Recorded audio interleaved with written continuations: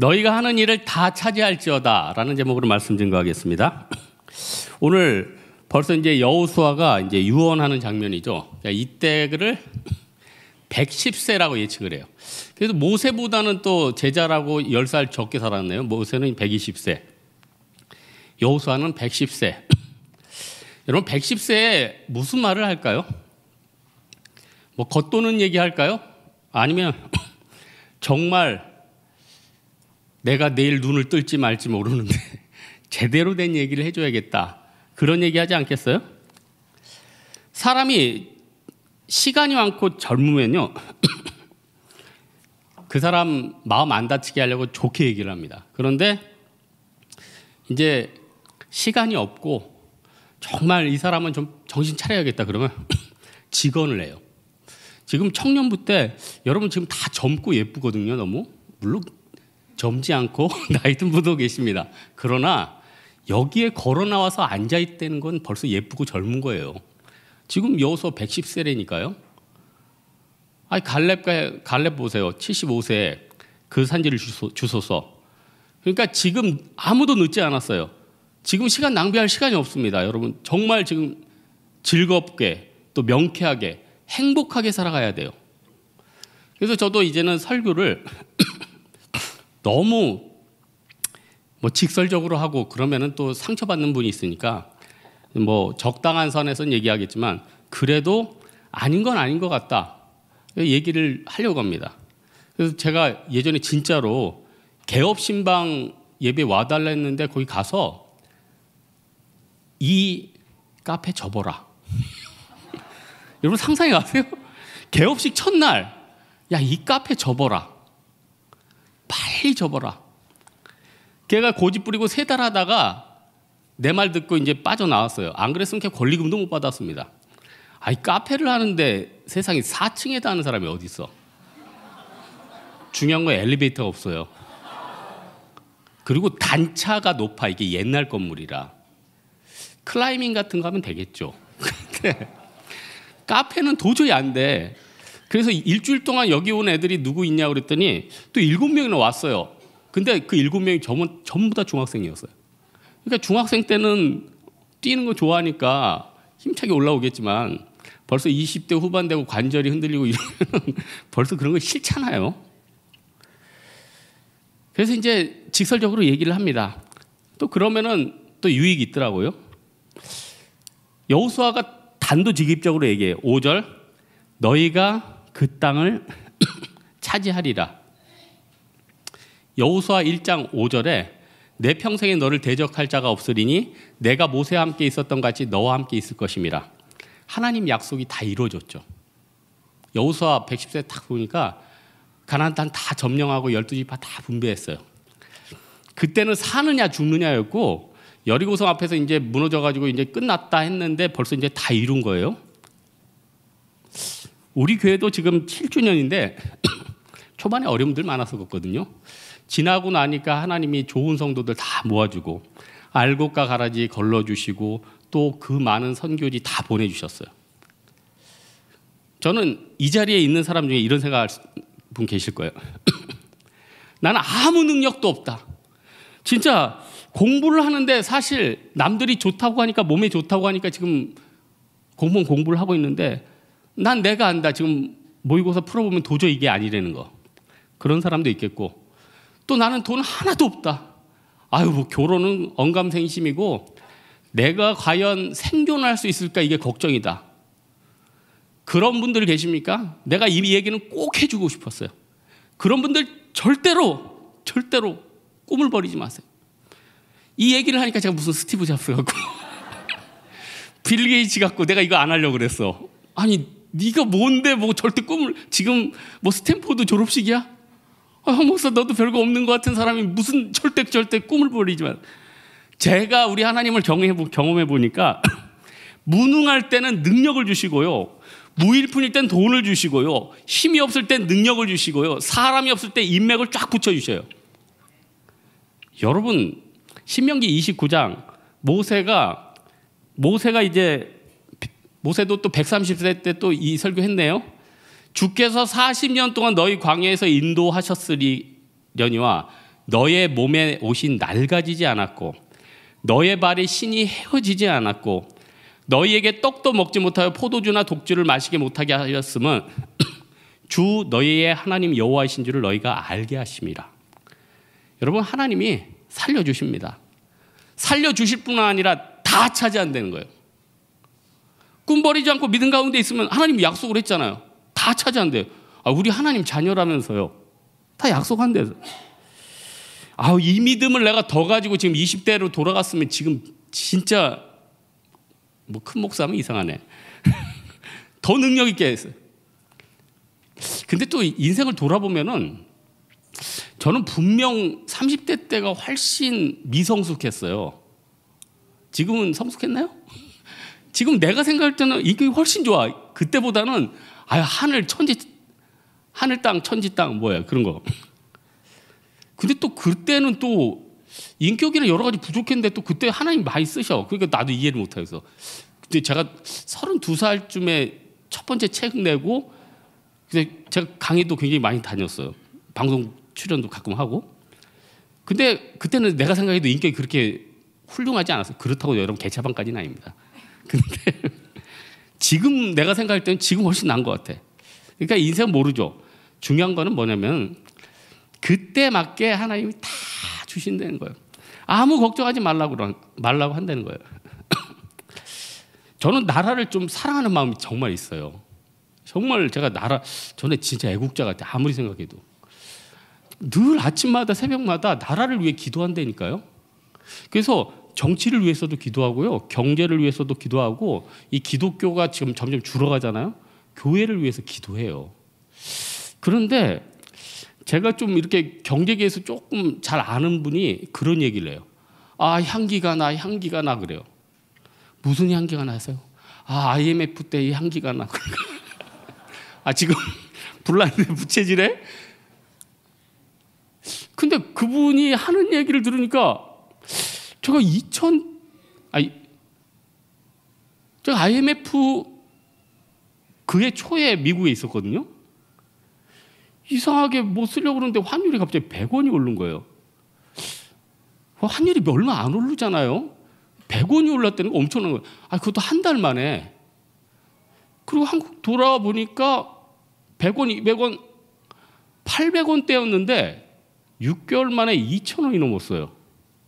이거는 여러분 이거 무시무시한 일입니다. 이건 이거는요 부동 거예요. 국가 부동 거예요. 무서운 거예요. 근데 요즘 갑자기 1,200원대까지 훅 올라갔죠. 이제 선교 갈 때 좀 절약해야겠네. 원화가 약세니까 환전하기도 겁나. 그렇잖아요. 이렇게 위기 때 물론 나라가 위기일 수도 있고 여러분 개개인이 위기일 수도 있잖아요. 응? 여러분 사업장이 위기일 수도 있고 여러분 직장이 위기일 수 있잖아요. 그때 우리 성도들이 가져야 할 태도가 뭐냐는 거예요. 오늘 5절이에요. 그래도 너희가 그 땅을 차지하리라. 애굽에 기근이 있었기 때문에 요셉이 총리가 된 겁니다. 애굽에 어려움이 있었기 때문에 요셉이 토지 개혁을 하고, 애굽에 기근이 있었기 때문에 여러 가지 일들을 다 버린 거예요. 여러분, 미국이 제일 최근 10년 동안 제일 위기였던 때가 언제입니까? 미국이 2008년도 아니에요? 금융위기 때? 리먼 브라더스사, 우리나라 말로 얘기하면은 또 큰 대기업 얘기하면 좀 미안하니까 하여튼 뭐 대기업이 쓰러졌다. 믿기지 않는 거예요. 그래서 거기에 딸린 뭐 직장 직원들 몇만 명 다 잘리고 다 짐 싸서 나오고. 근데 놀라워요. 2008년 때 미국이 보이지 않는 대박을 하나 터뜨렸어요. 뭐냐면은 세일가스를 그때부터 제대로 뽑아내기 시작했대. 그러니까 세일가스는 미국뿐만 아니라 여러 나라가 있는데 이미 있는 걸 아는데 그 시법이 힘들어가지고 이게 뽑아내기 힘들대. 뭐 전문가 글을 읽어봤어. 근데 이제 여기서 연구하는 애들이 그 시추선을 뭐 이렇게 엄청 밑에 뚫었는데 그거를 더 뚫지를 못해가지고 옆을 파고 들어가가지고 해가지고 뽑아내는 걸 성공을 했어요. 그러므로 말미암아서 미국이 갑자기 산유국이 돼버렸어요. 여러분 지금 전 세계에서 제일 많이 기름 난다는 사우디아라비아에서 지금 미국 세일가스를 수입하는 거 아십니까? 계약 맺었대. 미국 세일가스가 제일 싸다고. 이건 무슨 아이러니죠? 이게 무슨 아이러니예요? 우리나라 지금 석유가 있죠. 뭐 있죠? 비교적 얘기하면 반도체가 지금 석유 아니에요. 우리 먹고 살게 되는 거. 우리나라 지금 경상수지가 지금 반도체 하나 붙잡고 있잖아요. 그럼 우리가 하나님 앞에 간절히 기도하면은 먹거리 주십니다. 여러분 지금 하나님 앞에 간절히 기도하면 살아갈 수 있는 힘을 주신다니까요. 그래서 저는 개인적으로 여러분이 어떻게 하면 잘 살아갈까를 늘 고민을 하는데, 여러분이 뭔가를 창출하는 인간이 돼야 돼요. 아무것도 창출하지 않으면요, 내가 생존하기 힘든 거예요. 여러분 뭐 하나를 하더라도 조금 다른 사람의 도움이 돼야 될 거 아니에요? 아니 저도 목회하면서 여러분에게 뭐 조금 도움이 돼야지. 제가 가는 곳마다 풍지박산이 일어나고 성도를 분열시키고 제가 했다면 여러분 욕이나 하고, 아니 그럼 벌써 여러분 마음에 상처를 입잖아요. 뭐를 하든지 내가 생산성 있게 도와주십시오. 그리고 우리 안에 지금 영적인 얼마나 좋은 터전이 있습니까? 지금 우리 교회 열심히 선교 가죠. 여름에 7월에 고성, 대만, 제주 선교, 이거 천국의 대바겐세일입니다. 여러분 가서 천국의 상금 마음껏 쌓아야 돼. 마음껏 쌓아야 돼. 늘 이런 대바겐세일이 있는 게 아니에요. 밀어놔봤자 상금만 뺏겨요. 이 영적인 지혜 아니에요? 여호수아가 또 얘기하는 게 뭐냐? 근데 6절에 우로나 좌로나 치우치지 말래요.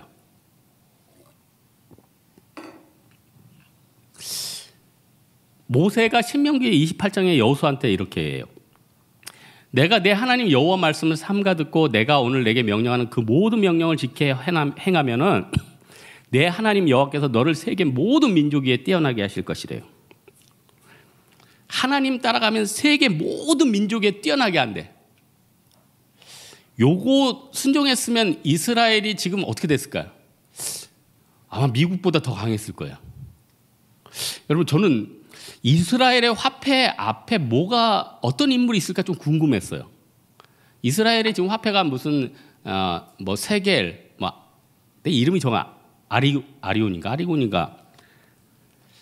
근데 그 화폐 도안에 대부분 나라가 존경하는 인물들을 놓잖아요. 그러면은 그 화폐 앞에 다윗, 모세 뭐 이런 사람들이 있을 거면 좋을 것 같아. 유대교지만 그래도 모세는 인정하지 않아요. 그럼 모세의 사진 정도. 근데 다 수상, 근대 수상 얼굴, 노벨 또 문학상 받은 사람. 벌써 이제 이스라엘이 하나님 떠난 거예요. 하나님 떠난 거예요. 옛날의 이스라엘이 아닌 거죠. 그래서 로마서에서 예언했잖아요. 이제 네 가지가 잘려져가지고 다른 데 접붙임 받았다. 그게 어떤 나라일까요? 그게 다른 나라지. 지금 흥하는 나라지.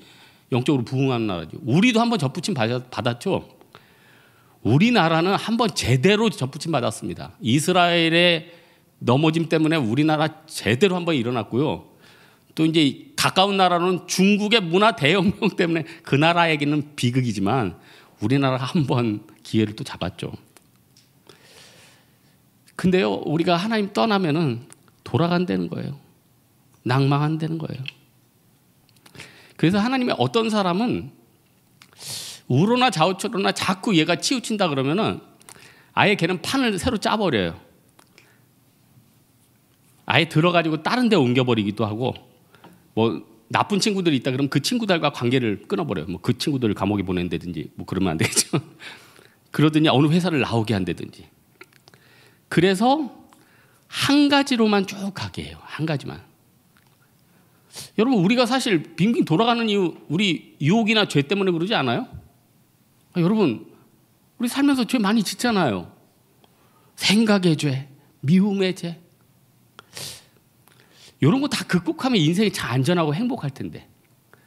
제가 보니까 두 가지만 여러분 마음에 품으면 인생이 평탄할 것 같아요. 첫 번째, 이 세상의 돈과 명예와 권력보다도 하나님을 더 사랑하고, 우리 자매들 이 세상의 모든 여러분을 좋아하는 형제보다 여러분 남자친구를 더 좋아하고, 이 두 개만 지켜. 그러면 인생이 평안해.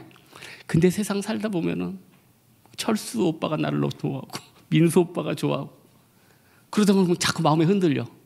초심이 흔들려. 그리고 하나님만 붙잡으면 내 초심 가지고 열심히 섬겨가고 교회만 붙어 있으면 너무 내 인생이 병탄한데 자꾸 세상에 무슨 기회가 보이는 거예요. 세상에 돈이 보이는 거예요. 세상에 약간 편모술수가 보이는 거예요. 그렇게 되면 또 돌아가는 겁니다. 돌아가는 거예요. 그래서 하나님은 우로나 좌우로나 치우치지 않기 위해서 제대로 그 방향만 가게 한다는 거예요. 그러면은 그 길을 딱 잡아주면 그 길 따라가면은 평탄하다는 거예요. 여러분, 회개가 뭡니까? 메타노이아 아니에요? 관역이 잘못 갔는데 그 잘못된 관역에서 제대로 된 관역으로 돌아가는 거. 제대로 된 관역으로 돌아가면 우리 인생 다시 열리게 된다는 거예요. 마지막으로 한 가지만 더 살펴볼 것은 내 인간관계에서 불신앙인들이나 좀 악인과 엮여 있다면 그건 좀 피해 달라는 거예요. 오늘 12절에 보니까 이 민족들하고 가까이 하지 말라. 혼인하지 말라. 왕래하지 말라. 무슨 말일까요? 이래서 이 혼합주의 때문에 살아남은 사람이 없다는 거예요. 나중에 솔로몬도 그렇고 여러 가지 성경에서 계속 얘기하잖아요. 고린도후서 6장에 보니까 그리스도와 벨리알이 어찌 조화되며 믿는 자와 믿지 않는 자가 어찌 상관하며. 여러분 신앙생활 열심히 하다 보니까 친구 다 없어졌죠. 옛날에 그만둔 친구들 다 어디 갔어? 여러분 지금 엘리야 됐죠? 그게 복이야. 에? 옛날에 믿지 않고 술 잘 마시는 오빠들 다 사라졌죠? 그게 복이야. 내가 건강하고 잘 나가도 악인들은 계속 나를 주시하고 있습니다. 그래서 어떤 건실한 회사도 보니까요, 그 회사 사장님이 어떻게 좀 잘못해가지고 뭐 경찰 조사도 받고 또 어려움이 있으니까 당장 기업 사냥꾼 붙어가지고 아예 회사를 결단을 내버리더라니까. 결단을 내버려요. 여러분들이 조금 방심하면요 계속 주변에서는 틈타. 여러분 신앙생활 못하게. 마귀가 또 틈타. 마귀가. 그렇다고 딜레마가 있죠. 그렇다면 불신자들과 같은 회사를 다니지도 말고 직원들은 크리스찬어를 다 쓰고 그래야 될까요? 그게 가능해요? 제가 예전에 기독교 방송국 한번 갔는데 전 기독교 방송국에는 모두 크리스찬인 줄 알았어. 50% 이상이 불신자들이라고. 깜짝 놀랐지? 예? 50% 이상이 불신자들이라고. 생각해봐요. 그 파트마다 다 기능 있는 사람이 다 크리스찬들만 있겠어? 근데 믿음은 좋은데 전혀 장비를 못 만진다. 이것도 힘든 거 아니에요? 그러니까 어차피 우리는 불신자들하고 섞여서 살아야 돼요. 그럼 불신자들하고 섞여서 살면 어떻게 이들을 컨트롤할까? 제일 웃기는 게 뭔지 알아요? 사장님이 믿음의 비전을 제시하고 선교에 대해서 얘기를 하고 그럼 그게 힘들어요. 그렇게 고민하는 사장님 내가 많이 만났어. 직원들은 다 불신자인데 믿음을 얘기하고 비전을 제시하고. 여러분 불신자들은 또 이들을 움직이는 게 있어요. 이익이에요. 이익이에요. 이들에게는 월급을 제대로 줘야 됩니다. 인센티브를 줘야 돼요. 네? 그러면서 그들에게 또 계약을 어기면 퍼니시먼트, 제재를 가해야 돼요. 그리고 그들 앞에 조심해야 될 게 뭐죠? 불의는 조심하세요. 불신자 앞에서 불의를 행하면 그게 그분들이 나를 덮어주는 게 아니라 나중에 나의 족쇄가 되고 약점이 된다는 거예요. 그러니까 참 힘들죠. 하지만 그런 부분에서 깔끔하게 해주고요. 참 예수 믿는 사람인데 저 사람 깔끔하다. 아, 더티하지 않다. 클리어하다. 좀 이렇게 느낌. 아, 저 사람 예수 믿는데 비린내가 난다. 뒤끝이 안 좋다. 여러분 뭐가 전도입니까? 그게 전도 아니에요. 그러다가 그 사람들이 영적으로 굉장히 공허해질 때가 있거든요. 그때 예수 그리스도 전하면 또 마음이 활짝 열리는 거예요. 여러분 너무 완벽한 사람 찾으려고 하지 마세요. 여러분 뭐 주변에 동역자도 그렇고 배우자도 그렇고 또 뭐 일할 사람도 그렇고. 그래서 여러분 세상에 끝판왕 좋아하는 사람들은 조금 생각을 바꿔도 돼. 끝판왕. 끝판왕은 뭐냐면은 어떤 분야에서 그냥 최고를 추구하는 거예요. 굉장히 디테일. 뭐 이런 사람들은 뭐 명품 만드니까 세상에 최고 어떤 일을 할 때는 도움이 되겠죠. 그러나요, 우리 인간의 삶에 있어서는 끝판왕은 존재가 안 돼요. 예전에 저희 오래된 얘기예요. 리더 자매 하나가 그때는 컴퓨터가 좀 귀할 때라 진짜 좋은 컴퓨터를 산대요. 그래서 그렇게 비싼 거 왜 이렇게 내가 알기로 우리 자매는 컴맹인데 왜 이렇게 비싼 걸 사냐? 그랬더니 내 적금의 반을 털어서 이걸 사서 내가 이거 오래 갖고 있어서 혼수용으로 갖고 간다는 거예요, 자기. 그리고 그 자매 한 8년인가 있다가 결혼했거든요. 근데 가져갈 때 그건 골동품이었어요. 골동품으로의 가치는 있었죠. 그러나 그게 그렇게 최고예요. 우리 자매들 명품 가방 좋아하죠. 명품 가방 지금 제일 비싼 거 뭐가 있어요 지금?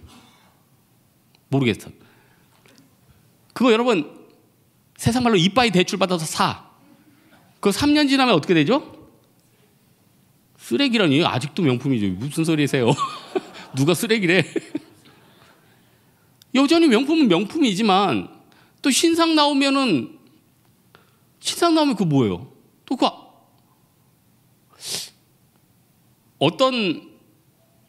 이것도 어떤 사업하는 분이 얘기했어요. 목사님, 성도분들한테 이 얘기를 해주세요. 7천만 원짜리 이상 차는 웬만하면 사지 말라고 얘기해 주세요. 왜요? 그랬더니 돈 있으면 사는 거죠. 제가 그러죠. 사람마다 생활 수준이 틀린 거고 사업하는 사람들 또 그게 자기 무기가 될 수도 있는 거고. 근데 이제 자기 경험을 얘기해요. 7천만 원짜리 차를 샀대. 그래서 그때의 끝판왕을 샀대. 옵션 다 들어갔대. 그리고 나서 타고 다니까 굉장히 1, 2년 동안 좋았어. 3년째에 신용이 나왔대. 그러면서 자기 거는 썩다리가 되면서 감가상각은 한 3천만 원 떨어져 있고 굉장히 기분이 안 좋다는 거예요. 데미지가 크더라는 거예요. 여러분 세상이 다 그래요. 세상이 다 그래. 네? 세상이 다 그래. 여러분 지금 좋은 것보다 3년 있으면 업그레이드해서 홈쇼핑에서 10,000원에 7벌씩 팔어. 저 이거 5장에 4만 원에 샀어. 너무 시원해. 편해. 쫙쫙 늘어나. 나 좀 호스트 해야겠다. 앉았다 일어났다. 이 등 보세요. 너무 좋아. 너무. 진짜 너무 좋은. 그러니 내가 이게 최고다 하고 거기에 매달려가지고 그거에 매달리지 말라는 거예요. 하나님이 작은 돈으로 충분히 행복하게 할 수 있고요. 건강으로도 채워질 수 있고요. 결국 우리는 천국의 상급으로 쌓일 수 있는 거 아니에요. 그렇다면은 정말 좋은 사람하고 가야죠. 시간이 너무 아깝잖아요. 만남을 위해서 늘 기도해야 되고요. 내가 다른 사람한테 정말 저 사람 클리어한 사람이라고 하고요.